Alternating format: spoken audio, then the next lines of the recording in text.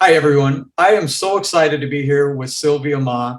And Silvia, I'm excited always to interview people, but with you, I'm exceptionally excited because I always refer to you, and I told you this, as a dynamo within the startup ecosystem, not only in the San Diego area where you are living, but in SoCal and now nationally. You are just getting known throughout the investor and startup ecosystem.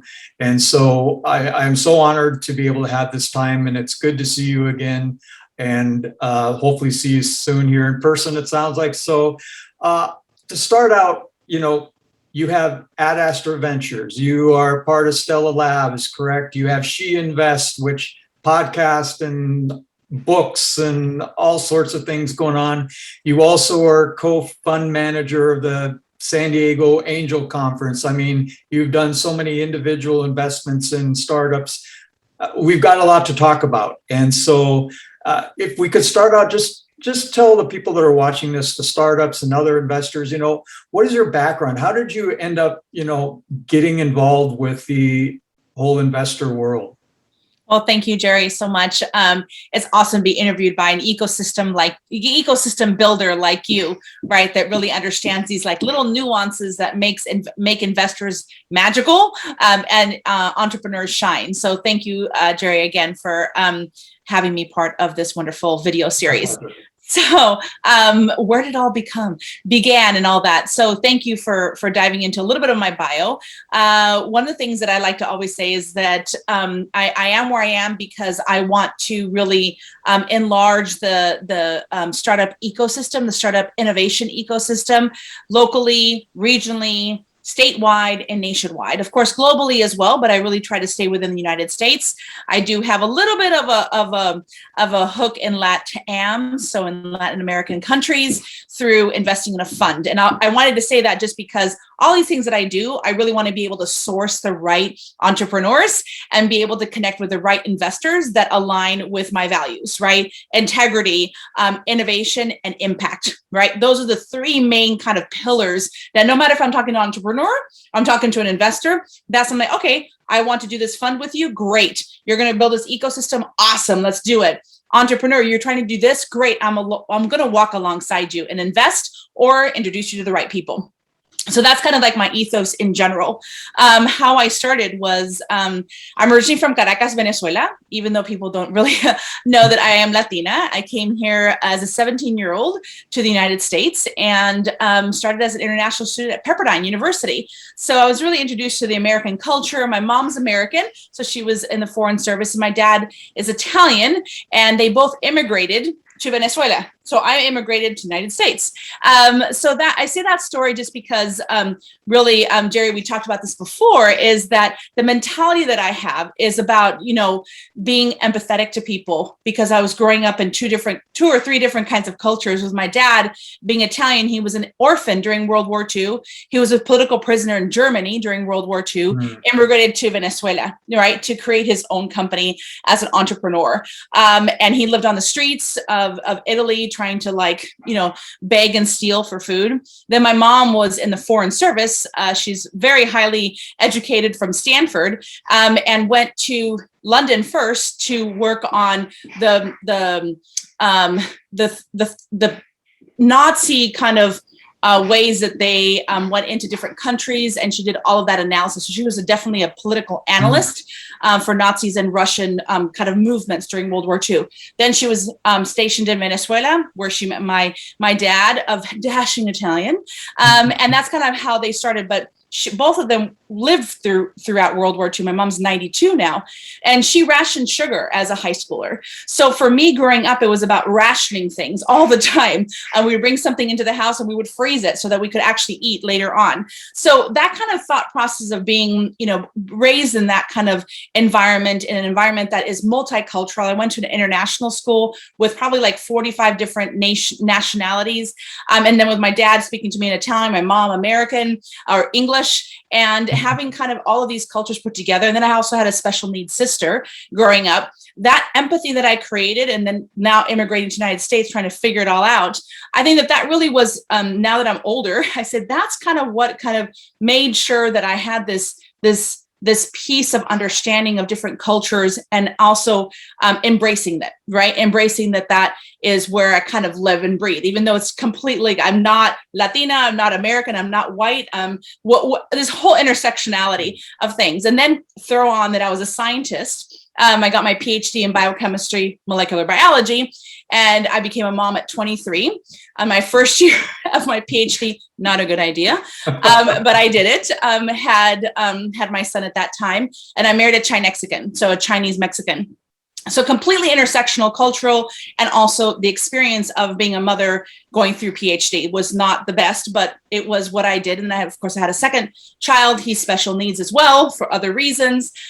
So with all of that, that was way back in 1995. And then fast forward, I was doing a lot of commercialization of university technologies because I understand the science. I was hired at UCSD because I had to stay in San Diego, that intersectionality of motherhood and science. I had to stay here to take care of my child at Children's Hospital, but also have a career at the same time. So I really dove into the science, that curiosity of innovation and science, and where that science meets commercialization, where that commercialization meets business. I loved that. I was like super just completely enveloped in that at UC San Diego. So I kind of went through that, did a lot of that commercialization, did a lot of pitch competitions. I tried to start 4 or 5 different companies, where when you're working in the university, you either say, I'm going to help you with your project, or I can be your analyst, or I can be your advisor. And then kind of after all of that, I got my MBA from Brady School of Management at UCSD. And I thought, okay, I'm going to either go into biotech and really dive into that because, of course, I want to reuse my PhD for something. I'm going to go back to work for my dad because his entrepreneurial business was going incredibly well at that point. And I said, well, he's failing, so I might go back to that, but I need the business acumen to go forwards, or I'm going to start a business, right? I'm going to get involved with a startup like I have before, but actually make it work with 3 kids in tow. I'm kind of crazy. So during that time, at 2010, my father passed away unexpectedly from Alzheimer's. And I did not know the wealth that he had amassed. Nobody did, right? And so I was stuck in this startup space, knowing that I'm going to work until the day I die because I'm kind of like a workhorse, but I can actually take this access to capital that I received and make an impact in the ecosystem that I'm living and breathing in. I'm like, wow, that's what I want to do. And let's see if that works. So I made a couple of startup investments at the very beginning. I had a strong sense of having this innovation piece, the science piece has to be there. And I also knew that underrepresented founders are just not getting the funding that they deserved. And with this empathy piece of me growing up, and knowing how it felt, and knowing, the journey of any woman. I always created a new women's group wherever I was, because I was 1 in 5, right, women, and a sea of, let's say, 100 other people who were all guys. We're like, okay, let's bond together. Let's create a women's group. So with all of that, it really came together, me saying, I'm going to take this capital, I'm going to make it work for me and for my ecosystem, and started investing in female-led businesses and BIPOC founders. And so that was 2010. So now, about 12 years later, I have 66 companies in my portfolio, 4 exits, 1 IPO, and I've invested in 11 emerging fund managers along the way, with that same sort of ethos of giving back, same sort of ethos of where are underrepresented ecosystems, people, founders, investors, and making sure that we're creating the right ecosystem with the right leaders in place. Wow, that's fantastic. So you said 66 investments. Now, made one today. Oh, congratulations. Wired the funds today. Congratulations. And let's go back not quite 3 years ago, but when I first met you, it was at the USD Brink on a Monday evening when they had their Monday evening pitch events where companies would come and kind of practice. And then a few of us were, that night, you and I were both 2 of the decision kind of judges per se that would say, okay, these companies get to give a longer pitch with slides. And I remember that's the first time I met you. And I remember specifically that when you introduced yourself and talked about yourself, at that point in time, you had invested, and correct me if I'm wrong, but I remember you saying, I'm sure that you had invested in 27 women-founded companies at that time. So would that be fairly accurate? So you've invested in about 30 more now?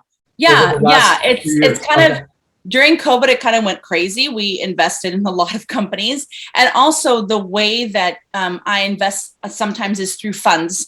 So, a small amount of funding to a fund allows me to grow my portfolio more diverse. And I think that's just one part of that portfolio view of all of those founders that I can invest in. So as you said at the very beginning, I invest specifically into female founders and BIPOC founders on my own. And then with all of these other opportunities, we can increase that. I can increase my portfolio faster. And I didn't know that at the beginning, right? And there was not a lot of opportunities when I started off. It was really, those 25 were probably like, at that point, all my own, and then maybe one fund. So now it's like, 11 funds later, with most of them have 6 or 8 or sometimes 12 portfolio companies. There you go, 66. Sure. Yeah. Okay. So that fantastic. And, we're not even going to have the time. It would take forever to delve into all of the different things that you're doing. But, a couple of the things I know you well for, one is Ad Astra Ventures, which I'd like to, let's start out and tell us a little bit about Ad Astra Ventures and what you're doing there. Yeah, so it's a cool story too, and what we're doing is pretty interesting and transformative. So we started about 3 years ago. It's 3 venture partners, so it's not a fund mechanism with LPs and all of that stuff, because I've done that. It's the 3 of us getting together and investing in female-led businesses, right? And what we also are focused in on is creating female leaders that are creating companies in their own strengths.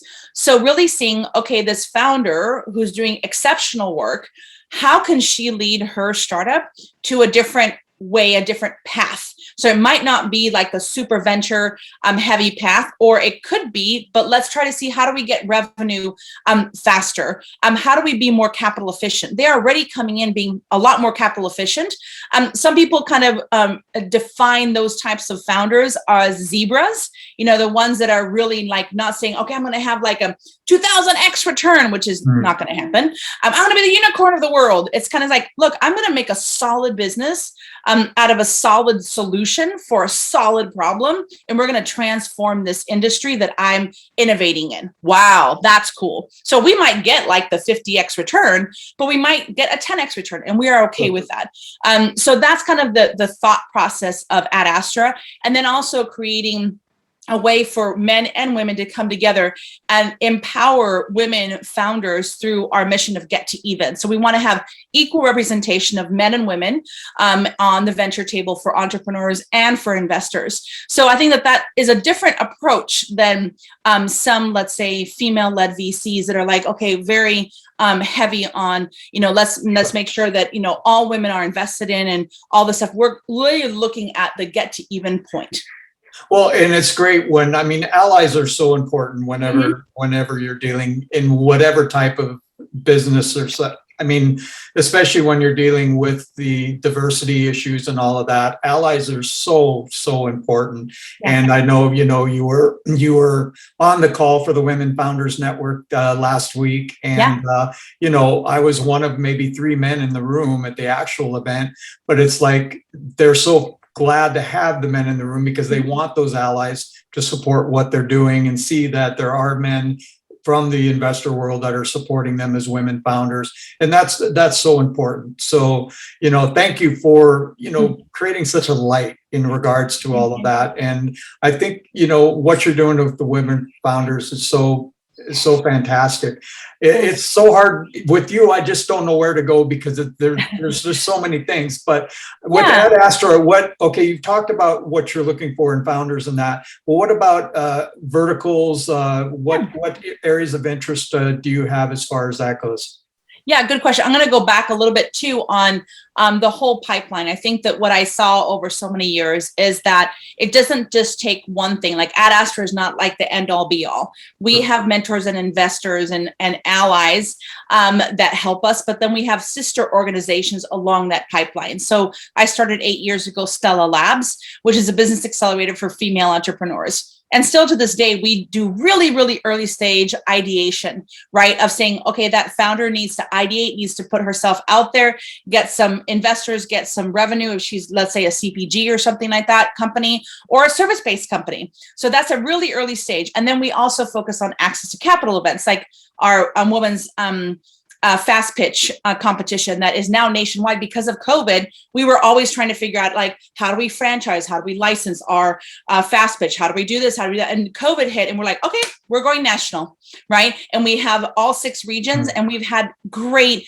applications and great reach. And just keeping on being that person that sits alongside a founder and says, okay, what's your pitch deck? What's your value proposition? What's your investor kind of communication, process? Let's make sure that we get all that kind of solidified. And then that kind of is at that formative stage. And then we have Stella Angels, which is an angel group of female angel groups investing in female entrepreneurs at that seed stage, really early stage. We love the founder. We want her to succeed. We want to increase this female ecosystem, right? Female economy. So from CPG, let's say like companies that are really early stage, they might need like a loan. They might be something that's right there at the very beginning, or somebody who's in the life sciences who is in their seed stage. We want to invest in them. Then Ad Astra comes in seed plus, not necessarily Series A, but seed plus. And then we have boot camps for them saying, okay, you are now leaders of your small startup. Make sure that you get all your investor relationships done. We do investor simulations. We do product market fit exercises, all of that to kind of turn the wheel and say, okay, now we have a fund at Ad Astra Ventures to be able to invest in those startups, right, that are at the very top, the cream of the crop. And then we have Crescent Ridge Partners, which is Allison's fund, and it's a family fund. So if they're like Series A, they can actually lead a Series A investment based on, do we know this woman for a very long time? Has she met milestones? Has she had some inflection points in her business? Now they can actually lead that round. So it's not that, boom, we did this overnight. It's like 8 years in the making of saying, okay, listening to the ecosystem. What do you need? Entrepreneurs, what do you need? Listening to the entrepreneurs. Even Stella Angels, we've listened for 8 years. I'm trying to figure out, what do female angels actually need in the SoCal region, right? I mean, we have some that are nationwide that call in all the time. They just want to be part of our angel group, but we know every single female angel group across the United States. We curate a map, we curate a list, an Airtable, so that we know who are the female angels in the seed round. Super focus, but really women investors investing in women founders. And we've been able to see an uptick now. The Angel Capital Association put on a report that we're about in the 30%. We were down at like 11% 8 years ago of the amount of female angels in the angel world. That's a huge shift, because not just of us, but like Golden Seeds and 37 Angels and Next Wave Impact Fund, Portfolio, all of us working the last 10 years to say, okay, we're going to take one female angel at a time and one entrepreneur at a time, see if we can match them up, see if we can have everybody invest in each other and grow this economy with allies like you, right? And allies like Ty and allies like Tech Coast Angels that kind of carry along that ecosystem forwards, because everybody can invest if there's a due diligence report, if there's a champion in back of that founder. So it's been kind of this really great, perfect storm in the last 10 years that all of us have said yes, and yes, and yes, and yes, right? So it's been very cool to see all of this grow. Yeah, and you've created this whole deal flow from the very beginning stage where you can move some of these founders and companies onto your next phase, onto the next phase, and on up to the family, to the family office, and the others. So that's a great model. And I don't know when you sleep. Do you sleep? I did not sleep very much last night. No, I don't sleep very much. And I have 3 kids now. So they're all, older 20s and the teens. So, I'm always the nurturer of them as well. So late nights are spent waiting up for them if they're out or something like that. But that never goes away. And as a leader, I think that's super important to have this work-life balance or work-life, what I say, integration, because I integrate them all. Like my kids know exactly what I do. I'm like, look, I need to go on a travel trip, or look, I'm talking to this one startup, and my son's like in film school, and if there's something around marketing film, I'm like, hey, come alongside me, let's have a conversation with this founder, and then kind of have that conversation. So all of the kids and all, let's say even my ecosystem of entrepreneurs and investors, it's the same sort of thing. We integrate everything together so that we can really have better conversations and grow a family of people who support each other. That's fantastic. So real quickly, going back to, so what are the specific, are you agnostic as far as? Oh, you asked that. Yes, sorry. So okay, I'm not going to forget. Yeah, no. So and that's why it's like a little bit different, because you also talked about San Diego Angel Conference. Sure. I'm the co-fund manager there. I'm very active there. And people always ask me, why are you there? It's about ecosystem building. We've talked about this whole time. I care about my San Diego ecosystem, and I care about increasing the number of female angel investors and male angels that are allies in this whole kind of value system of doing good, impact, innovation. So if I can have this one group that actually sources angels and investors in this values creation, innovation, ecosystem creation and building, awesome. I don't mind putting in $10,000 as a unit to be involved in that, right? And I'm growing that way and having conversations. So that's one piece. But for myself, my portfolio, and is industry agnostic. It is really focused on the founder, right? Making sure that I'm investing in female-led businesses and BIPOC founders. And the industry can be agnostic. I like to understand the industry. So, of course, with my biochemistry background as a PhD, I can understand a lot of the science ones. So really deep science ones I love, right?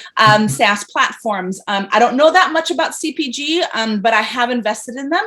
And what I do is I reach out to my ecosystem saying, oh, hey, I'm interested in this one company. I really don't understand the industry. I really don't understand how this product will be, I know consumers are fickle, the markets change all the time, but what is it about this product or the product market fit that really fits within the industry? And then I have conversations with my ecosystem, but that founder market fit is what I can dive into too, saying, okay, do you really understand your market? If I dive into a couple of questions that she or he can actually talk about, I'm like, ooh, that's interesting, because I can actually ask those questions. For Ad Astra Ventures, it is that we really focus a lot on femtech. So femtech is one kind of vertical that we would love to kind of go into a lot. We do have about 4 of the startups that are in the femtech space are our portfolio. And then we also SaaS solutions are very, very kind of prevalent in our portfolio. And we do certain amounts in CPG, but they have to be impact related. Okay. Fantastic. So let me ask, and you've already touched upon this a little bit, but what are the key components you look for in a startup? Mm-hmm.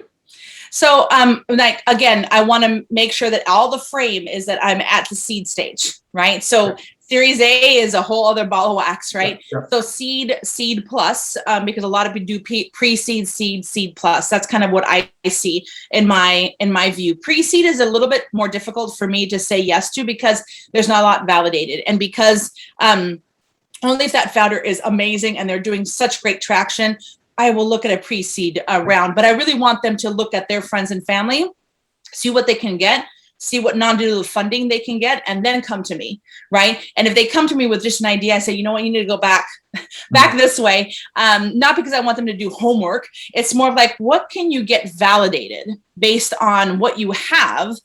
Is it customers? Is it revenue? Is it traction from the NSF? Because, oh my gosh, your science is amazing. Get some non-dilutive funding, right? Get that out of the way, because any investor is going to ask you that. If you can't get friends and family, even if it's $25 because you come from an underrepresented family or community, ask around. Just the ask will allow you to be better askers and better pitchers when you're pitching to investors anyways. So going through that process, that's like kind of like one thing that's on the more of the lower level considerations, but I will always ask those questions if you're a pre-seed seed. The highest thing that I look at is the founder. You know, do they have the same values as me? Integrity driven, they're honest, they're values driven, not just like it's a good thing to say, but do they care about the team that they're building? Will they build a good team that has diversity and thinks about values creation within their company? All of those conversations I have with founders, even if it's not just the first time that we meet, but maybe the second, third, fourth meeting, we might have coffee, and I have questions of like, hey, how are you doing? How's your team growing? And they're like, well, you know what? We have this values system. You know, we have these 4 pillars, and that's how we're bringing on different members of our team. I'm like, great, awesome job, right? So that's number 1, right? And number 2 is that product market fit, right? It might not be ideal. It might not be like, this is what we're going to go with, and this is like our commercialization plan, and we're going to like take over the world. No, it's just like, are you really solving an important problem in this world? Because that's never going to go away. You might have a bright, shiny product that has a little bit of product market fit, but if you have a product that's solving an incredible problem in the world, and you're creating, you have a solution to a really bad problem in the world. I'm like, what am I saying? And has impact. For me, impact has to be impact, right? As my investment thesis. But that's not something that, let's say, I like look at 100%, because it's that founder, it's that product market fit. Of course, that impact needs to be there, right? And are you thinking about, and all the other things are really easy. You know, you do the competitive, you do the market needs to be big enough to kind of allow you to grow. All of those like little bits are more at that stage. Have you figured it out? Have you done enough research, enough homework to understand that you will like be thriving in this industry and in this market? So those are the 3 things that I look at. Okay, fantastic. Thank you for sharing those. Now, how can people get in touch with you? What's the best way to get in touch with you? I already know what your answer is going to be, but because I've heard you say it before. And then we're also going to put information will be on the video as people are watching it, some highlights and how to reach you. Yeah, the easiest is actually LinkedIn. Right? Just because I use that primarily as a CRM, right? To be able to track, where did I meet you? How did I meet you? Do you actually send just a connect with me, or do you actually add a note all the time, right? Because then that allows me to kind of see where you are. And then we can have conversations on email. I mean, you can always email me, Silvia, at adastra.ventures. It just gets buried super fast, right? So the LinkedIn is great. And I would say for founders out there, if you're seeing investors that you are really excited about, you want to connect with them, like go on their posts and comment or like them, see what they're all about, because you're doing as much due diligence on them as they are on you whenever you're going back and forth. So that's why I love just saying, go to LinkedIn, connect with me, because I post basically daily. And I'm always on the platform looking at messages and stuff like that. So that's just like the easiest place to like have a conversation with me. I like that. I think a lot of investors are like that as well. Also, Twitter, for other investors, Twitter is a place to kind of peg people. I do not like Twitter. I'm trying to like it. I've never really gotten likable with the whole Twitter thing, but LinkedIn, it's funny because that's the exact advice I give startups, is that don't connect with me or an investor and then send them a deck 2 minutes later. You got to build it into a warm connection by commenting, by liking, by, following them for a few months, whatever it might be. And then maybe reach out and say, hey, I've been following you. I love what you say. Your name might be familiar then to that investor because they see you commenting and liking. So it's a little bit more of a warm, type of introduction at that point in time. But great advice. Yeah. Great minds. And I think Yeah, and I think also is no matter what, if you're going to interact with me or to you or to any investor, they're actually going to go to your LinkedIn site and LinkedIn profile and your site for your company and check you out there first, actually, might be even before they check you out on Google, right? So just spending an hour fixing your LinkedIn profile before you interact and send a message to somebody, it just kind of allows you to just use that platform a lot more to do your business development, to have the profile that you want. You can control what your LinkedIn looks like. You cannot control what somebody Googles you, right? You can, SEO really works, but really LinkedIn is where you can actually control what people see and actually control what they see about your company. So make it work, make it shine. Don't lie, right? But make it so that they know exactly where you are, and then connect with them. It's like a super all-in-one place. Absolutely. Great advice. And Silvia, I greatly appreciate this time. And I know time is very valuable. I often say that time is the most underappreciated gift that we can give someone. So it is very appreciated that you took the time to share with me and with all of the startups that are going to be viewing this video. So best wishes to you. We will be definitely in touch and talking and seeing each other here shortly. And again, thank you so much for your time. Thank you, Jerry, as always.